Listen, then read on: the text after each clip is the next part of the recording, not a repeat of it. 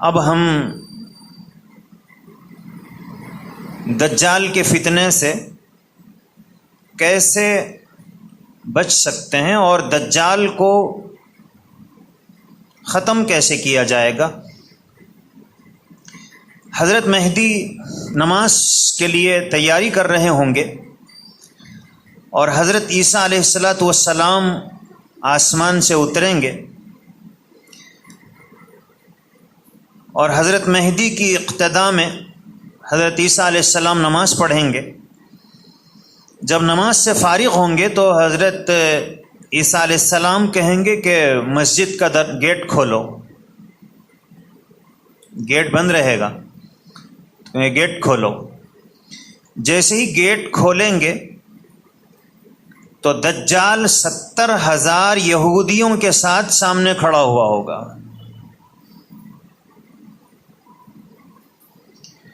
اور حضور نے فرمایا کہ وہ جو یہودی ہوں گے ان میں سے ہر ایک کے پاس جو تلواریں ہوں گی وہ زیورات سے مزین ہوں گی، بہت خوبصورت تلواریں ان کے پاس ہوں گی، اور بہترین شال وہ اوڑے ہوئے ہوں گے۔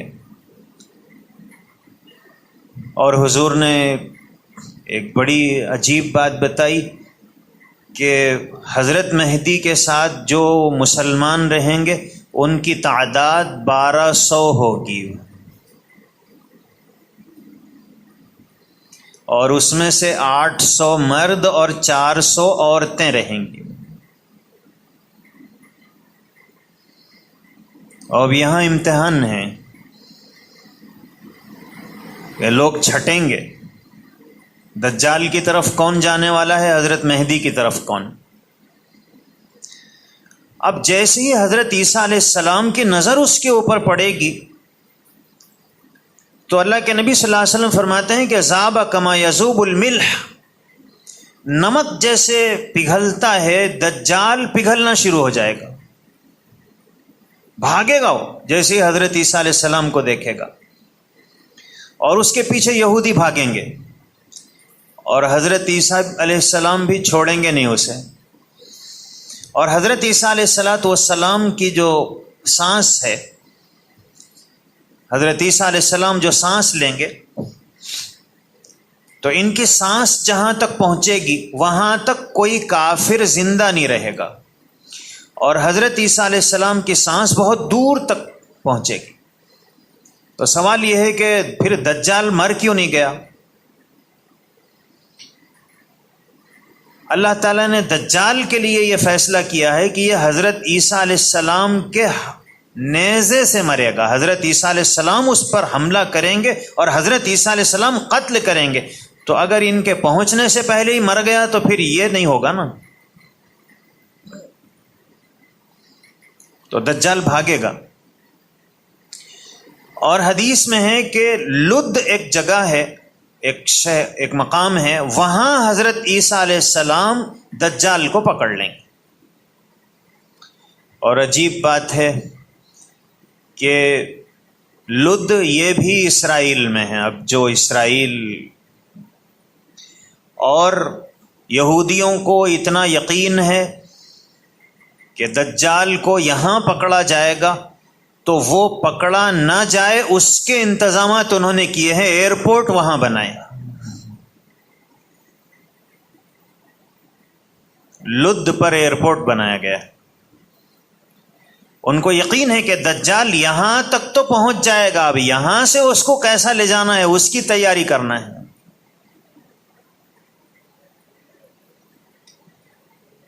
اور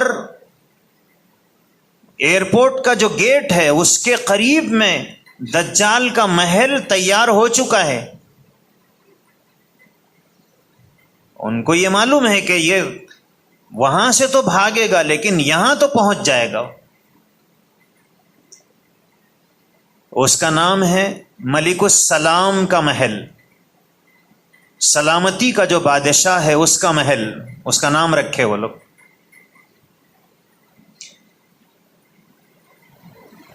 حضرت عیسیٰ علیہ السلام وہاں پہنچیں گے اور حدیث میں ہے کہ اس کے سینے کے بیچ میں نیزے سے ماریں گے اور پھر وہ جہنم رسید ہوگا۔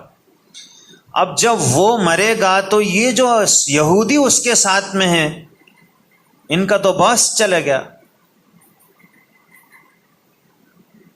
تو اب یہ بھاگیں گے۔ اور اللہ کے رسول صلی اللہ علیہ وسلم فرماتے ہیں کہ اس وقت یہ ہوگا کہ کوئی بھی یہودی کسی پتھر کے پیچھے، کسی درخت کے پیچھے اگر چھپنے کی کوشش کرے گا تو وہ پتھر خود بات کرے گا اور کہے گا کہ یا عبد المسلم، یا عبد اللہ المسلم، کہ اے مسلمان۔ اب ظاہر ہے کہ وہ پتھر کو کیا معلوم ان کا نام گھڑو صاحب ہے یا نتھڑ صاحب ہے تو اس لیے وہ کہے گا یا عبد اللہ المسلم، اے مسلمان بھائی ہیں، ھذا یہودی، یہ یہودی ہے، فتعال اقتلہ، ادھر آ کے اس کو مارو۔ اور اللہ کے رسول صلی اللہ علیہ وسلم فرماتے ہیں کہ سارے درخت چھپتے ہی بتائیں گے، صرف ایک درخت ہے غرقد کا، غرقد جیسے ببول اور کیکر کے درخت ہوتے ہیں اس ٹائپ کا درخت، حضور نے فرمایا کہ یہ درخت نہیں بتائے گا کہ میرے پیچھے یہودی چھپا ہوا ہے۔ اور دنیا میں کچھ چیزیں، یعنی ہم یہ سمجھتے ہیں کہ انسان ہی انسانوں سے کو محبت کرتے ہیں یا انسانوں ہی کا انسانوں سے تعلق ہے، لیکن احادیث کو پڑھتے ہیں تو معلوم ہوتا ہے کہ انسانوں کے علاوہ بھی بہت سی چیزوں کا بہت سے انسانوں سے تعلق ہے۔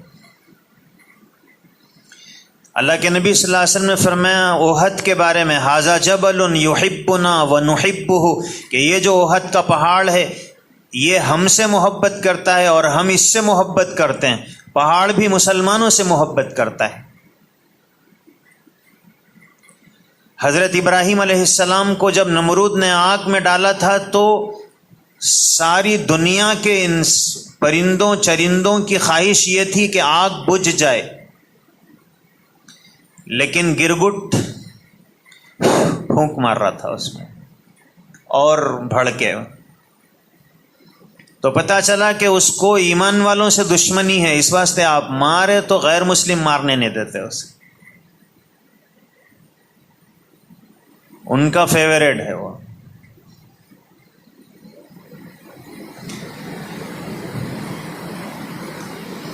تو یہ جو